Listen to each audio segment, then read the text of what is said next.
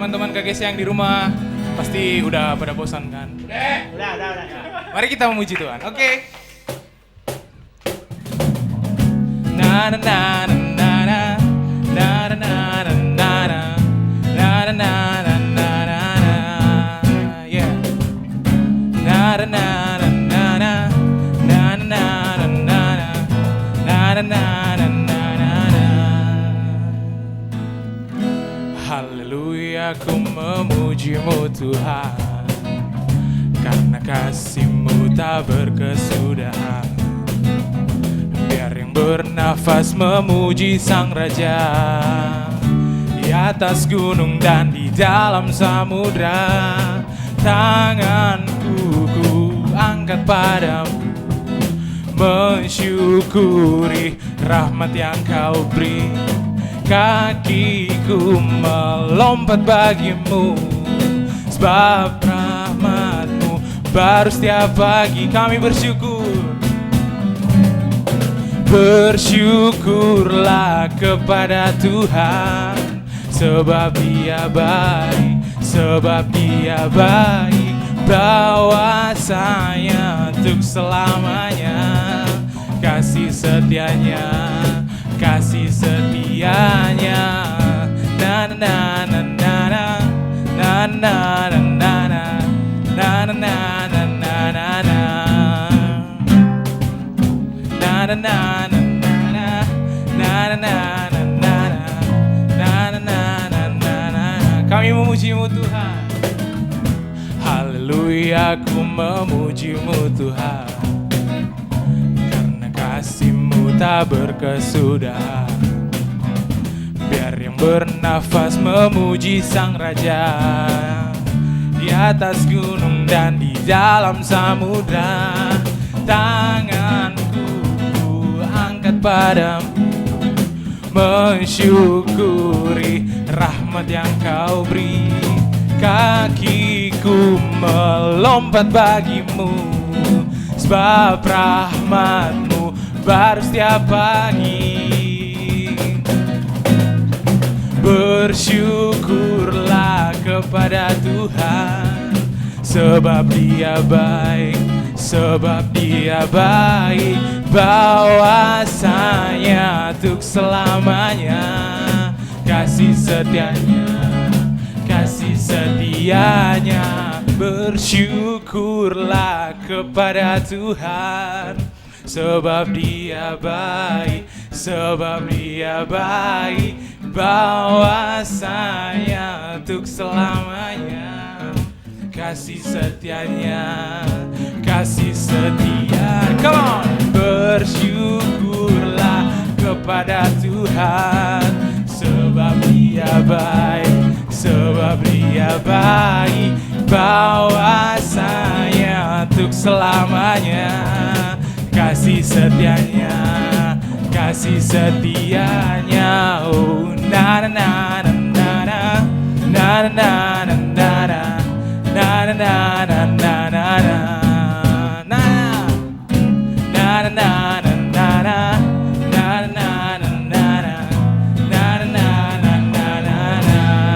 Amin.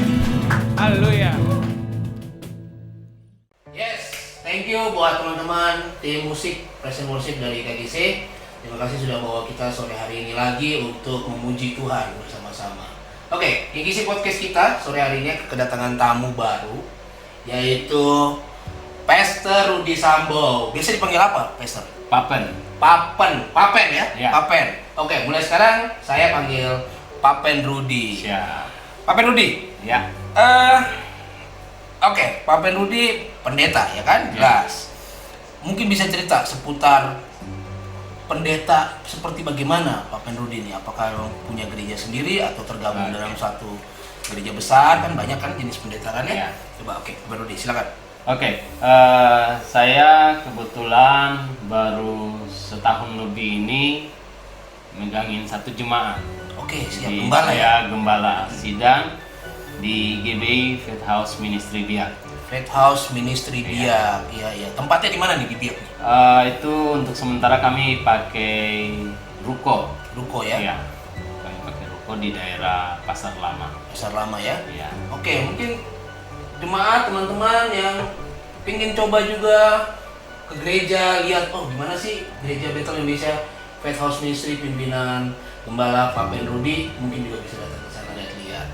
Oke, Pak Ben, hari-hari Pak Ben ngapain aja sih? Ya, untuk saat ini COVID ya mungkin kita di rumah aja. Di rumah aja ya, iya. Kalau nggak ada kegiatan biasanya saya pergi ikut teman-teman mancing. Mancing. Iya. Hal-hal yang bagus lah. Iya. Pak Ben, kan kita lagi COVID nih sekarang. Ya. Ibadah bagaimana Pak Ben di gereja Pak Ben? Ya, untuk sementara kita baru mulai dengan ibadah kembali di gedung gereja. Dan juga kita ada live streaming juga. Untuk menjawab kebutuhan jemaat yang tidak bisa datang ke gereja, mereka bisa ibadah secara live streaming di rumah. Wah, keren. Padahal baru setahun ini ya gereja. Ya. Oke, saya suka nih gereja-gereja yang sudah berpikir modern. Keadaan juga membuat kita menggunakan semua yang kita punya ya untuk bisa menjangkau jemaat. Siap, Pak Pen. Sebagian dari kita nih anak muda yang ada di Biak khususnya, kita itu pernah dengar nih cerita kehidupannya Pak Pen. Saya pengen Pak Pen bisa menjelaskan, menceritakan lebih detail ya, maksudnya.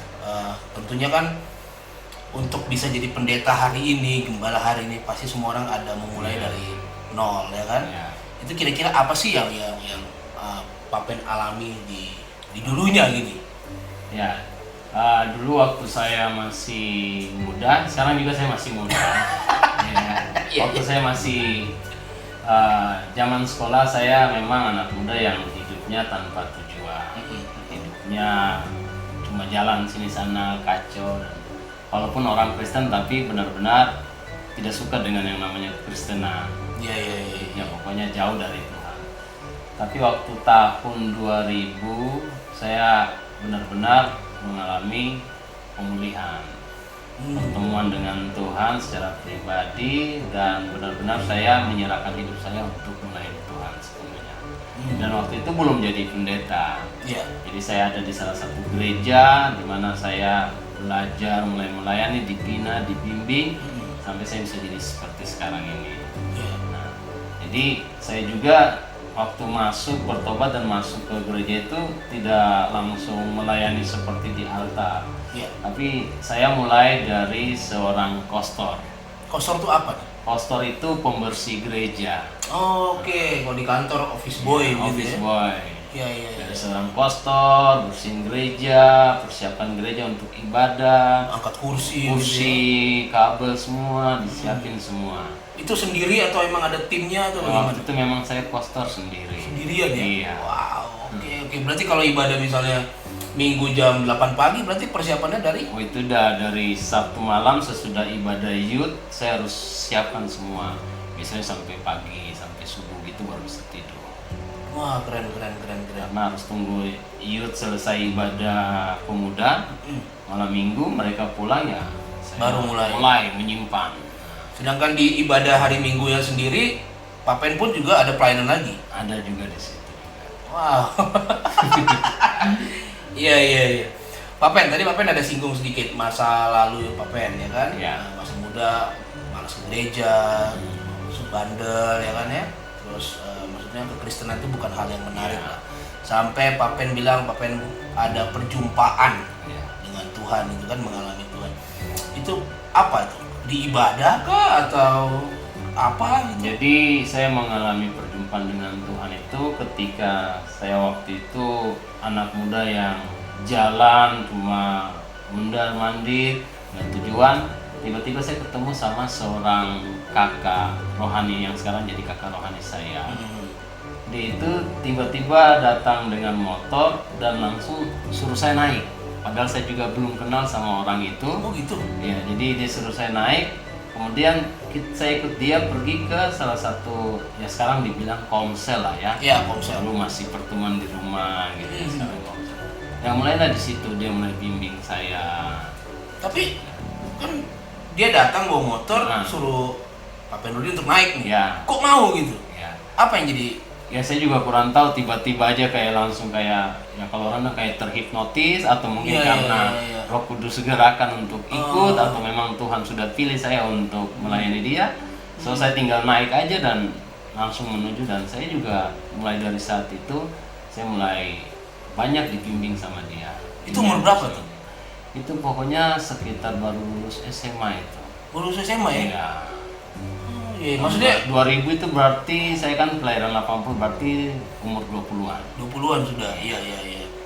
Enggak, berarti maksud saya gini, biasanya kan kalau logikanya ya, maksudnya kita diajak, kita kan bertanya kan, mana? Betul. Siapa? Kok siapa gitu kan? Cuma langsung naik begitu aja, langsung dia bawa hari itu juga, satu juga dia bawa Hari itu komsel. juga. Wow, keren. Dia sekarang kakak itu ada di Nabire dia. Jadi nambah ide. Iya, dia juga mantan anak jalanan. Jadi dia pelayanan ke anak-anak jalanan yang mungkin pas dia lihat saya di jalanan juga, so dia angkat saya jalan seperti itu. Itu di mana? Di Biak sini? Di Biak sini. Di Biak sini, oke. Iya. Oke, setelah itu Papen ikut komselnya. Lalu yang membuat Papen merasa oke, saya ketemu Tuhan. Itu pas di komselnya? Iya. Atau beberapa kemudian? Dia bawa saya mulai dari situ, saya mulai untuk belajar ikut melayani Tuhan. Nah dia bawa saya ke gereja, di mana gereja itu yang bina saya. Bimbing saya kostor di tempat itu. Nah gereja yang saya ada juga di situ. Iya. Itu saya kan dulu ya maafkan saya dari Kristen juga, tapi Kristen Protestan. Iya. Ya. Jadi kalau yang namanya Pentakosta itu karismatik, saya paling tidak suka. Ben-ben, Iya, rame-rame. saya bilang ini tepuk tangan macam nyamuk banyak aja di gereja gitu ya. Jadi, nah gereja itu gereja GBI El Shaddai. Iya, GBI El Shaddai, oke. Oke, ya.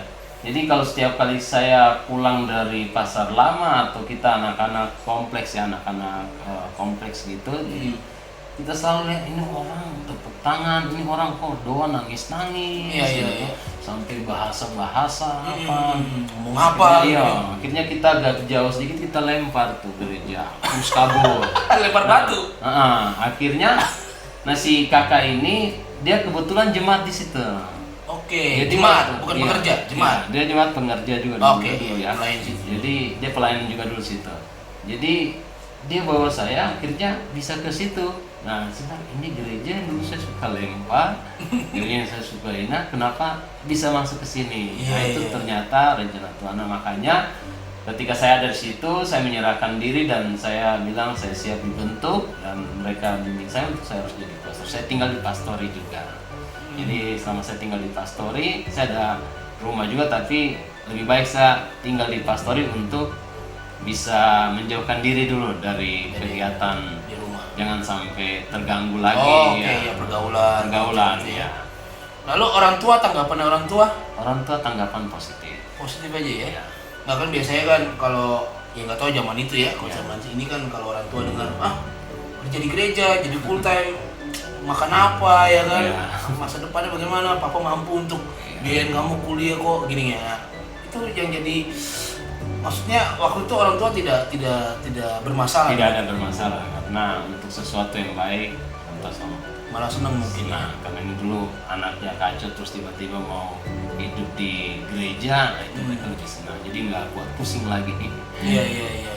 Oke, selanjutnya saya pengen masih ngobrol soal Papen Rudi, kehidupan Papen Rudi. Setelah udah mulai melayani jadi kostor gitu kan, ini pengalaman saya ya. Kadang kan di gereja ya, ini sedikit sensitif sih, maksudnya kadang di gereja itu kalau kita sudah melihat orang ini pelayanannya terasa ya, terkesan dan terlihat itu rendah, itu kayaknya untuk mau diangkat jadi pemimpin itu tuh suatu yang langka. Saya lihat di gereja itu terjadi gitu loh. Bisa akhirnya Papen punya ibaratnya bukan karir lah ya, tapi lebih ke dari kostor lalu punya dipercayakan pegang ini pegang itu bagaimana perjalanannya itu setelah jadi kostor itu? Ya, jadi saya dulu memang kalau kostor itu orang pikir anak muda kok kostor yang tidak ada pekerjaan lebih bagus, tapi memang itu sudah keputusan saya. Jadi saya bilang keputusan saya, nasar saya untuk full dalam pelayanan mau bidang apapun. Jadi saya walaupun saya jadi pastor tapi saya punya mimpi yang besar untuk bisa, waktu itu saya belum bisa berkhotbah. Tapi waktu saya bersihkan gereja malam-malam, saya itu suka sekali untuk berdiri di atas mimbar dan pegang mic dan seperti orang berkhotbah karena saya punya mimpi. Saya punya mimpi yang besar untuk suatu waktu saya juga bisa berkhotbah. Entah kapan waktunya, tapi suatu waktu nanti saya juga bisa menjadi seorang pemimpin. Nah, itu mimpi saya dan akhirnya bisa sampai seperti ini. Oke. Lalu waktu Pak Pen diangkat, pasti dia akan pemegang pelayanan ya, suatu pelayanan. Pengerja-pengerja lain bagaimana? Jemaat-jemaat lain ada yang memandang, dia kan kostor, yakin nih bisa memimpin. Dulu nggak ada seperti Dulu nggak ada begitu ya. Siap. Seru ya teman-teman ya, kita punya obrolan dengan Pak Pen Rudi soal kehidupan Pak Pen Rudi. Kita akan lanjut lagi di segmen kedua, tapi sebelum itu akan ada teman-teman dari tim musik Presence Worship PGC yang akan mengajak kita untuk memuji menyembah Tuhan lagi.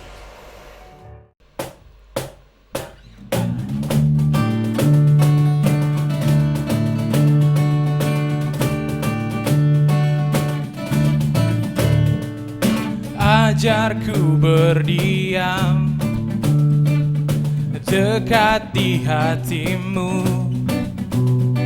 di saat ku berpaling, temukan cintamu.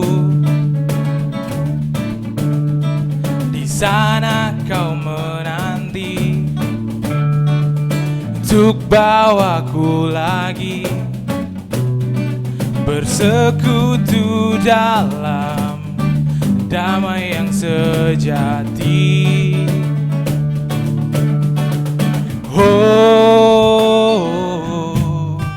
Ku damba hadirmu.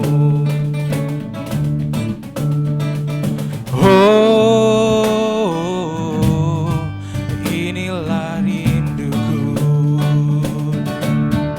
Hidupku hanyalah untukmu. Segenap hatiku kagum akan kebaikanmu, dan nafasku menceritakan kasih-Mu, Yesus. Ajarku berdiam dekat di hati-Mu. Yeah. Kau ajarkan kami berdiam, Tuhan. Ajarku berdiam dekat di hati-Mu di saat ku berpaling, temukan cinta-Mu. Di sana kau menanti untuk bawaku lagi bersekutu dalam damai yang sejati.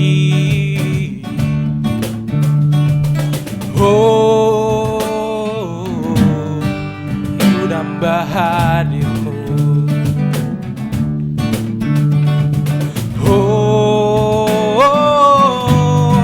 Inilah rinduku. Hidupku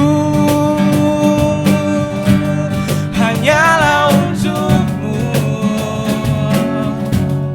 Segenap hatiku kagum akan kebaikanmu, dan nafasku menceritakan kasih-Mu. Ajarku berdiam dekat di hati-Mu. Hidupku hanyalah untukmu. Segenap hatiku kagum akan kebaikan-Mu, dan nafasku menceritakan kasih-Mu, Yesus.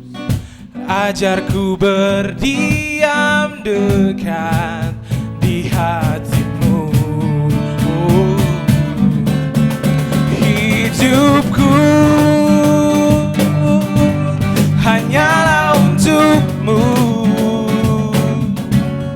Segenap hatiku kagum akan kebaikanmu, dan nafasku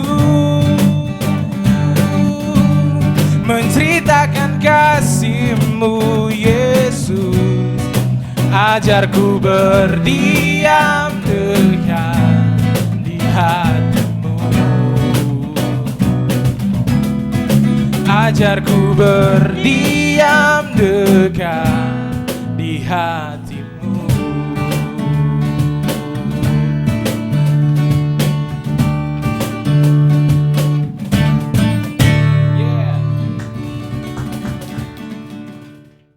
Oke, thank you teman-teman tim PPGC, ajarku berdiam. Wow, siap. Oke, kita lanjut di segmen kedua ini. Kita akan ngobrol lebih lanjut lagi dengan Pak Pen Rudi. Masih semangat ya Pak Pen ya? Ya, siap. Pak Pen, kita dari KGC Rock Biak ini, kita punya tema gereja secara universal itu adalah empower. Empower itu kan kalau menurut Google Translate nih ya. Google Translate itu menurut itu adalah pemberdayaan atau memberdayakan. Ya. Yang saya pikir di situ juga ada memperlengkapi dan sebagainya ya. Nah, saat ini kan pemuda remaja itu punya masalah pelik berkaitan dengan pandemi corona nih. Mereka jadi ngelihat masa depan yang tadi mereka sudah atur, orang tua sudah atur ya kan, terlihat jadi blur nih. Ya kan, yang kuliah aja masih nggak jelas nih, bakal kuliah lagi apa enggak gitu kan. Lalu hari Senin kemarin juga adik-adik kita yang dari SD sampai SMA mulai online. Tapi kan itu juga nggak semua daerah bisa ya kan. Intinya adalah pemuda remaja sekarang yang ngadepin sesuatu yang nggak jelas nih, jadi nggak jelas. Tapi kan kita percaya Tuhan punya rencana yang indah selalu kan buat kita. Nah, menurut Pak Pen sebagai gembala dan pastinya juga punya jemaat yang anak muda juga ya, kalau menghadapi anak-anak yang saat ini mereka lagi bingung, datang ke Pak Pen lalu, Bapak, Pak Pen, saya bingung ini, saya punya masa depan, orang tua sudah atur begini, tapi saya harus pulang karena semua jadi nggak jelas lagi. Bagaimana nih? Apakah Tuhan masih punya rencana yang indah buat saya atau bagaimana? Oke ya. Jadi ini tema empower bagus ya buat generasi muda ya. Memberdayakan. Cuma hati-hati memberdayakan dengan memperdayakan. Nah, iya. Beda satu huruf itu. Beda ininya aja sebenarnya. Memperdayakan dan memberdayakan. Iya, setuju. Tapi pastikan kita adalah orang-orang yang memberdayakan ya, bukan memperdayakan. Terus juga dengan keadaan COVID ini, saya seringkali bilang sama beberapa jemaat dan beberapa teman-teman anak muda, saya seringkali bilang bahwa mungkin keadaan COVID ini, pandemi COVID-19 ini bisa menggagalkan rencana kita. Ya. Tapi percayalah rencana Tuhan tidak pernah gagal dalam hidup kita. Betul. Jadi saya selalu, walaupun memang keadaan seperti ini, mereka datang dengan kebingungan, apa yang harus saya buat seperti itu. Dan ini hal yang bagus untuk benar-benar kita memperlengkapi mereka. Jadi tidak fokus pada rencana mereka yang gagal, tetapi mungkin dengan keadaan ini mungkin ada jalur Tuhan untuk mereka harus berbelok ke sesuatu yang memang Tuhan rencanakan dalam hidup mereka. Iya.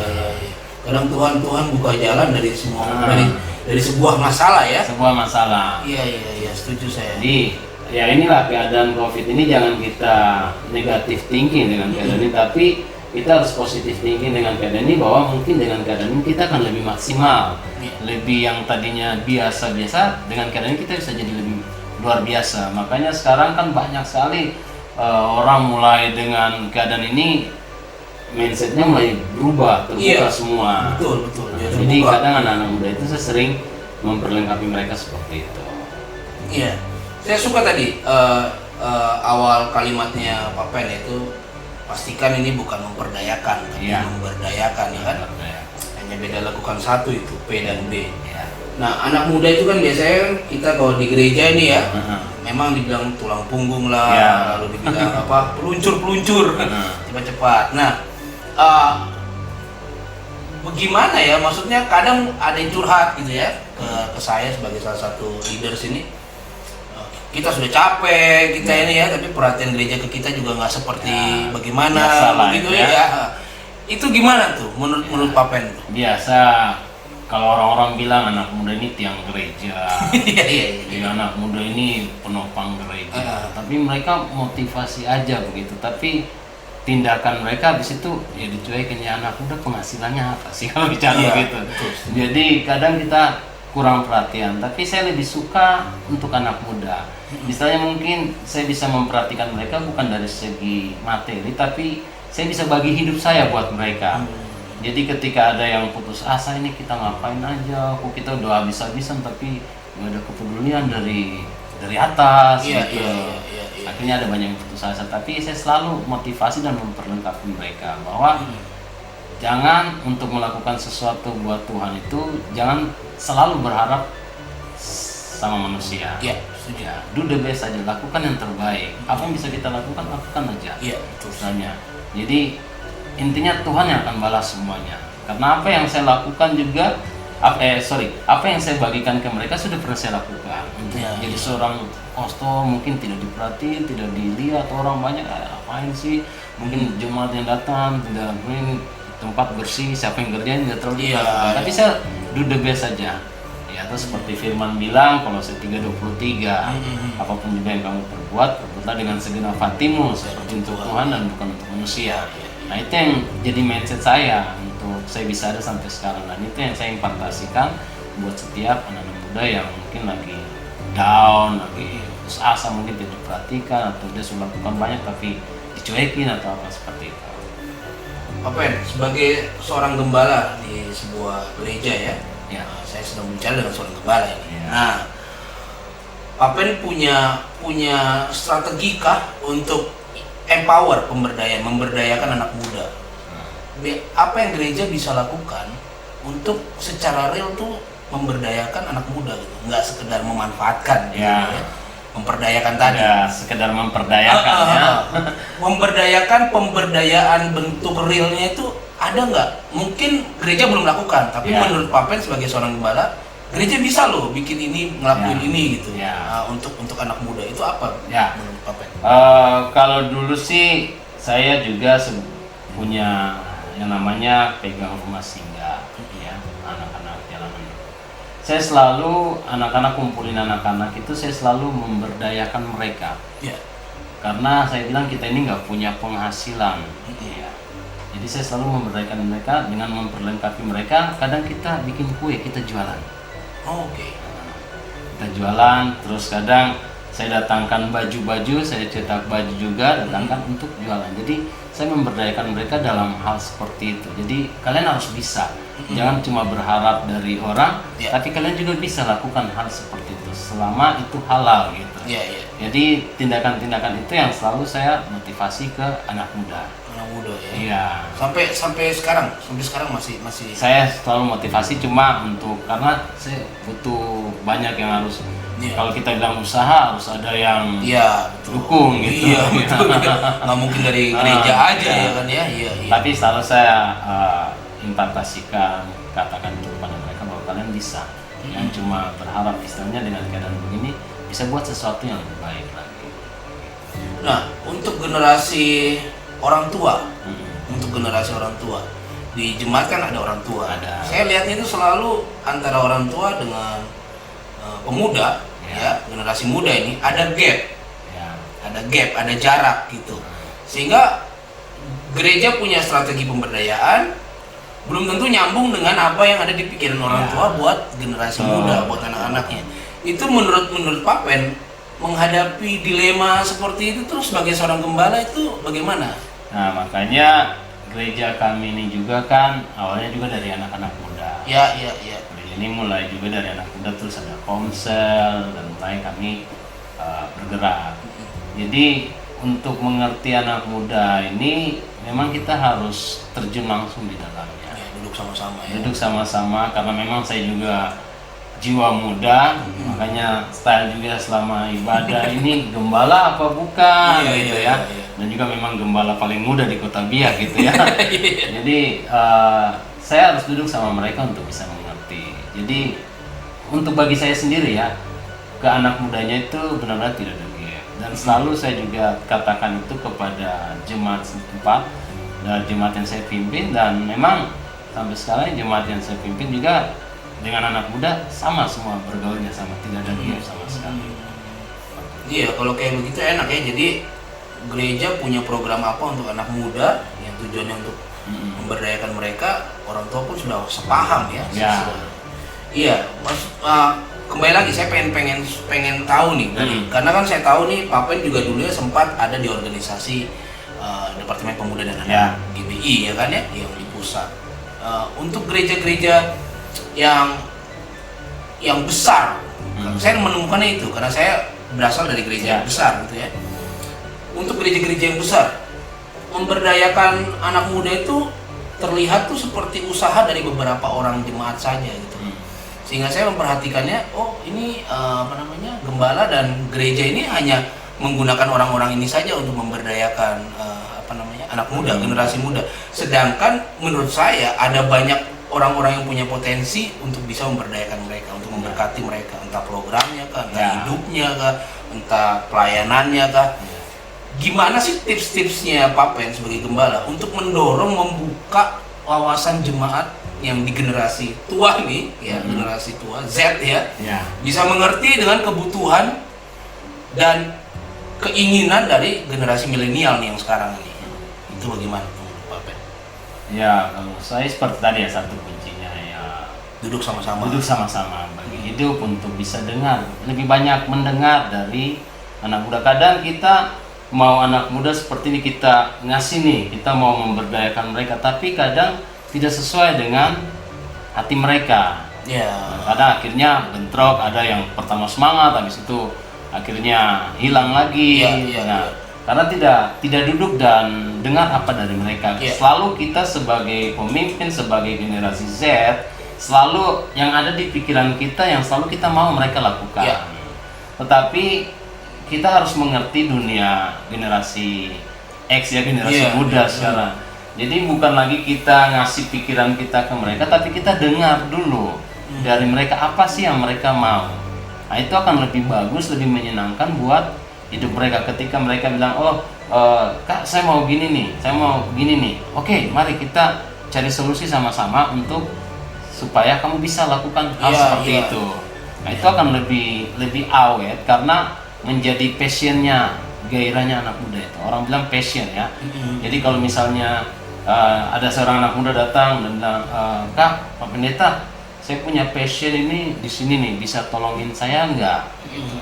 Nah, udah saya bantuin dia. Tapi kalau misalnya ada anak muda datang terus saya sebagai pemimpin, sebagai gembala atau sebagai kakak bilang, oh kamu ini harus begini, belum tentu sesuai dengan passionnya dia. Jadi dia akan aktif, mungkin habis itu hilang lagi, nggak ada gairah karena bukan passionnya dia.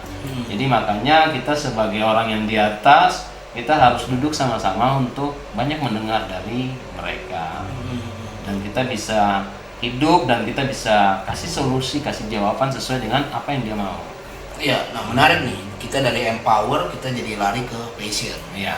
Teman-teman kita yang sudah bekerja nih, dewasa muda lah ya. Nah, itu kan mereka sudah merasa menjalankan, ya bisa dibilang keinginan dari sekolah, yaitu bekerja gitu ya. Karena udah sampai lah. Iya, udah sampai gitu. Tinggal kerja, habis itu nikah gitu kan. Nikah punya anak.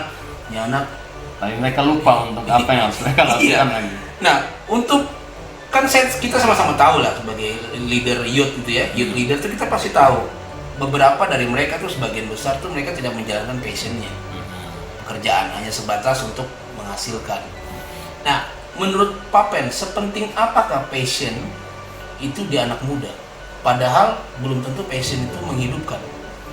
Nah, passion itu penting sekali buat kita karena itu yang akan mempertahankan kita pada jalur yang Tuhan kehendaki. Kalau kita sudah keburu keluar jalur, tapi kita nyaman di keluar jalur itu. Misalnya saya passionnya musik ya kan ya. Tapi saya mengerjakan, misalnya saya buka toko HP misalnya. Dan toko HP itu memberkati hidup saya. Tapi passion saya di musik, tapi saya sudah tidak pernah lagi di situ. Menurut Papen tuh orang-orang yang kayak begitu tuh bagaimana? Saya pengen tukar pikiran dengan. Nah, makanya saya ini penting sekali, dan ini luar biasa sekali pertanyaan kayak gini. Istilahnya kadang passion kita, ya saya dulu passion saya untuk memang melayani Tuhan istilahnya. Jadi ketika saya dalam kondisi benar-benar saya mandek, butuh uang untuk melanjutkan kuliah saya, untuk melanjutkan passion saya, untuk saya harus melayani Tuhan karena saya harus lewat kuliah teologi. Dan itu saya hampir lari dari passion itu. Istilahnya saya harus kuliah di Jakarta, nggak punya keluarga, tinggal di asrama. Zaman dulu kan mana ada orang mau sekolah pendeta, mau makan apa, tapi sekarang banyak orang rame-rame mau sekolah pendeta. Pelarian. Ada di pelarian juga. Dulu nama sekolah pendeta orang tua mau makan apa kamu, tapi zaman sekarang pendeta udah sama kayak bisnismen gitu betul. Jadi banyak orang yang lari ke situ, tapi belum tentu orang lari ke situ punya passion. Nah makanya passion ini penting sekali. Ada passion ada passion di dunia kerja, ada passion di dunia gereja, ada passion juga di dunia politik, apa semua. Nah ini kadang kalau misalnya saya dulu seperti itu, saya mau akhirnya nggak ada duit, saya mau lari nih, meninggalin kuliah, saya mau kerja aja deh cari uang. Tinggal di Jakarta nggak punya ini, bisa repot saya. Tapi waktu saya punya mindset seperti itu, pikiran seperti itu, sebelum saya lakukan, saya telepon orang tua saya, mama saya almarhum ya. Mama saya cuma bilang begini, ingat sama nasar kamu, ingat sama panggilan kamu. So itu langsung mindset saya berubah. Dan akhirnya sampai sekarang ini mau tantangan keadaan apapun, sekali ada dalam dunia pelayanan, saya tetap maju terus. Karena passionnya di situ. Haruskah passion dengan panggilan itu sama menurut Pak Pen? Ya, misalnya kita punya panggilan, tapi kalau tidak ada passion, tidak ada semangat, tidak ada gairah di situ, kita bisa lari dari sebuah panggilan. Jadi passion itu lebih ke bahan bakar ya? Iya. Panggilannya identitas. Oke, jadi untuk berarti bisa dibilang empower, pemberdayaan itu sebagai salah satu strategi ya. Untuk generasi muda dari pemberdayaan itu menemukan passionnya. Karena saya yakin nggak semua anak muda langsung tahu passion dia itu apa. Betul. Mungkin dengan gereja bikin apa untuk memberdayakan mereka, baru dia menemukan ya. Berarti lah pelayanan itu penting ya buat generasi muda ya. Jadi untuk kita sebagai pemimpin, sebagai senior, kita perlu ada sama mereka untuk cek passionnya mereka itu apa. Kadang kita, ayo kamu, tapi belum tentu passion dia di situ. Iya. Belum tentu passionnya di situ. Jadi kita harus buat mereka temukan dulu passionnya mereka. Iya, saya ingat dulu ada yang bilang ke saya, the right man in the right place. Iya. Nah, kalau orang sudah menemukan tempat yang tepat, mau badai apapun juga dia akan tetap pada jalur. Betul. Ada orang dalam panggilan saya untuk melayani Tuhan, tapi ketika keadaan ini dilari, karena bukan passionnya. Tidak ada semangat, tidak ada ini toh. Akhirnya saya udah melayani Tuhan bertahun-tahun, Tuhan nggak jawab, Tuhan nggak ini, akhirnya kabur ninggalin Tuhan. Banyak saya temukan seperti itu. Dan tapi gini Pak Pen, waktu mereka kabur, mereka curhat nih, yang denger curhatannya bilangnya, itu namanya proses. Itu bagaimana tuh? Kita bisa tahu ini proses sebuah dari panggilan atau ini pelarian. Itu dia. Itu bisa taunya dari mana? Kalau menurut Pak Pen ya? Kalau sebuah istilahnya ya, kita punya passion, kita punya panggilan, istilahnya udah ya kita orang bilang visi lah. Visi, kita punya pandangan ke depan mau jadi apa saya. Istilahnya mau keadaan apapun, dia pasti akan tetap ada jalur. Itu prosesnya berarti. Iya, mau keadaan apapun dia nggak akan lari. Dia akan tetap maju terus karena saya harus sampai pada visi saya. Makanya kalau dia cuma bilang panggilan, cuma ikut-ikutan pelarian, nggak ada visi, nah itu orang-orang itu akan mental. Iya. Mental. Oh ini bukan panggilan saya begitu. Nggak bisa, kita nggak bisa coba-coba. Jadi kalau memang kita bilang kita udah punya panggilan, itu berarti sesuatu yang kamu dapat dari Tuhan. Bisa Tuhan kita nggak pelin-pelan. Tuhan kasih saya panggilan untuk full melayani Tuhan. Itu apapun yang terjadi, saya tetap full. Saya nggak bisa lari ke sana dan ini proses bukan panggilan Tuhan buat saya. Tuhan kita nggak main-main. Betul. Apa yang sudah Tuhan kasih, ya udah itu akan sampai jalur akhir. Tuhan nggak perintah ini A, besok B, nggak ada. Jadi itu coba cek lagi panggilannya benar apa ikutan gitu. Ikut rame saja. Iya. tips dari Papen untuk anak muda yang mereka belum tahu passion mereka, apalagi panggilan ya. Ya. Apalagi sampai visi gitu. Ya. Passionnya belum tahu nih ya. Ya. Tapi ya sudah ikut ibadah. Tips buat dari Papen buat mereka sehingga mereka nantinya supaya mereka bisa menemukan passion yang Tuhan taruh di mereka. Itu tips dari Papen. Ya, tips saya sih yang pertama sih memang kita harus punya relationship with God. Punya hubungan yang intim dengan Tuhan. Karena sumber panggilan itu hanya sama Dia. Bukan dari manusia. Kadang manusia bilang, oh kayaknya panggilanmu begini. Tentu panggilan Tuhan buat dia seperti itu. Jadi yang pertama kita harus punya hubungan yang intim dengan Tuhan untuk menemukan visi dari Tuhan. Karena visi itu Tuhan yang kasih buat kita, ya toh. Jadi kita punya hubungan yang intim. Kemudian kalau kita sudah punya hubungan yang intim, artinya kita udah punya visi, kita udah menemukan identitas kita sebenarnya. Bahwa identitas saya di dalam Kristus berarti Tuhan yang ada bersama dengan saya. Dan yang kedua itu mungkin kita harus punya yang namanya planning ya, perencanaan. Nah, untuk memberdayakan kita harus ajar anak-anak muda, memperlengkapi mereka itu, mereka harus juga punya poin yang kedua yaitu planning, punya perencanaan, penyusunan rencana. Jadi bukan asal duit saja, bukan asal kerja saja, tapi punya rencana. Besok nih saya mau ngapain nih? Bulan depan saya mau ngapain nih? Ya, harus punya rencana, harus susun. Jadi tersusun dengan rapi itu akan lebih bagus. Jadi ketika mungkin hari ini dia gagal, ada halangan, ada masalah, dia bilang, masih ada rencana saya di depan yang harus saya selesaikan. So saya harus tetap maju terus. Nah itu supaya ada rencana itu supaya anak muda ini nggak kiri kanan harus tetap. Nah ini makanya dibutuhkan yang terakhir, yang ketiga itu harus fokus. Nah, kalau kita punya rencana tapi kalau kita nggak fokus, tetap rencana itu akan buyar. Karena nggak fokus. Tetapi kita harus fokus untuk mencapai rencana yang kita sudah susun. Oke, Papen, pertanyaan saya yang terakhir.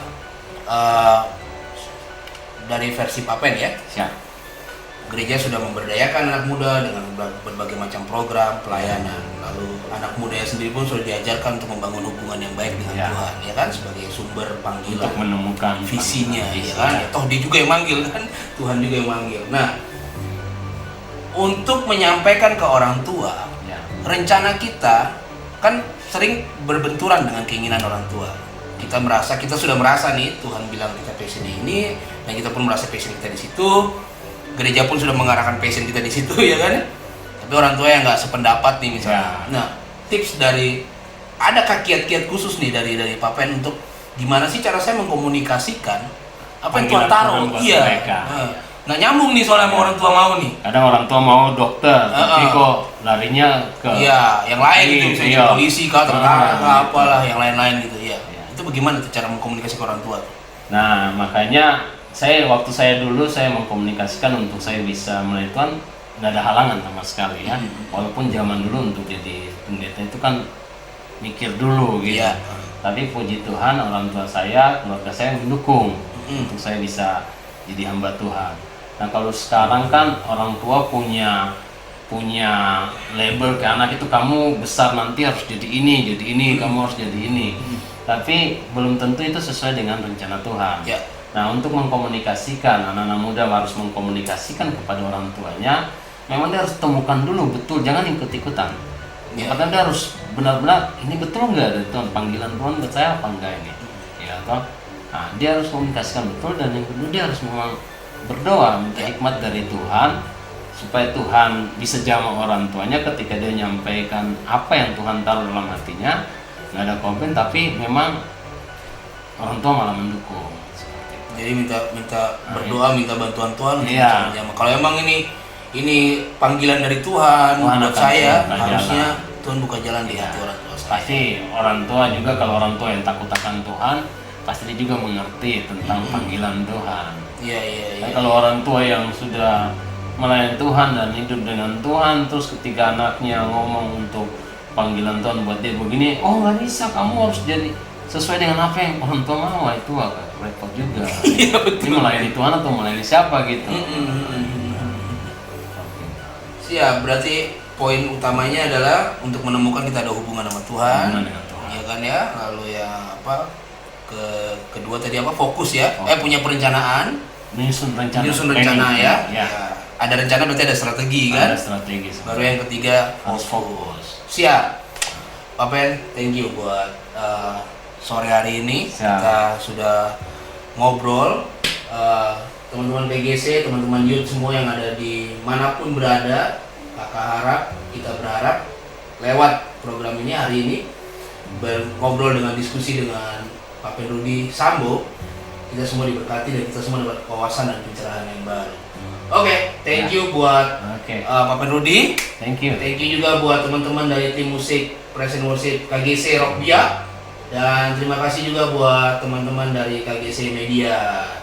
Oke, buat teman-teman yang punya kesaksian, punya cerita, juga punya pertanyaan atau punya diskusi untuk bahan sore hari ini kita sudah diskusikan, teman-teman bisa untuk tuangkan lewat DM kita di IG kita. Nanti akan teman-teman dari KGC Media akan taruh nih di layar ini, kita muncul di mana ya. Lalu bisa juga komen di YouTube, Terus kita juga sudah ada page di FB KGC Rockbia. Nah, bisa nanya juga di situ.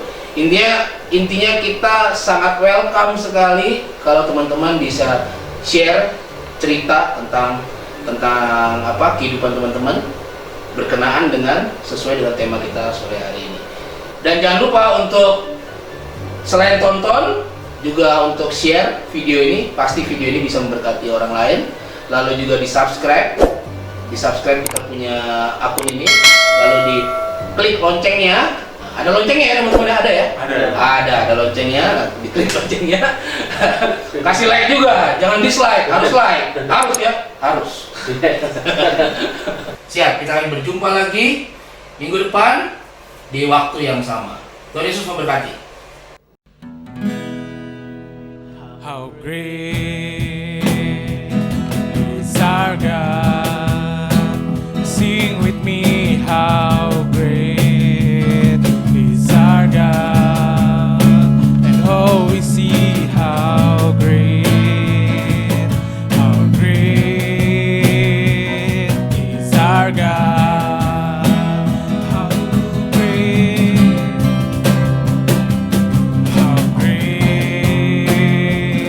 is our God.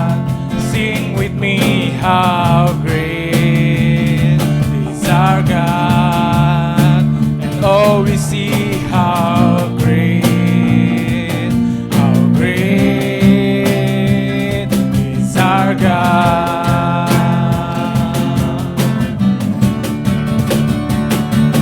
How great is our God.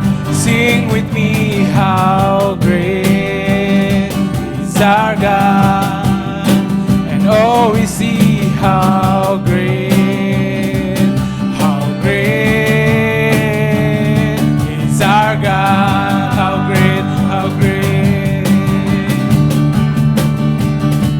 How great is our God. Sing with me, how great is our God. And oh, we see how great is our God.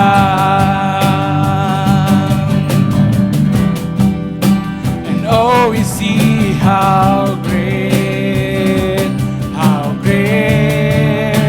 and oh, we see how great,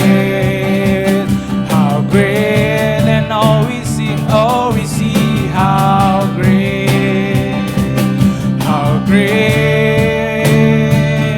is our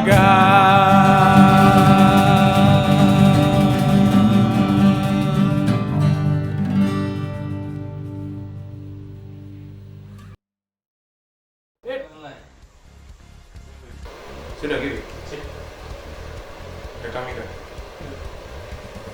Pencet layar deh. Oke. Wah.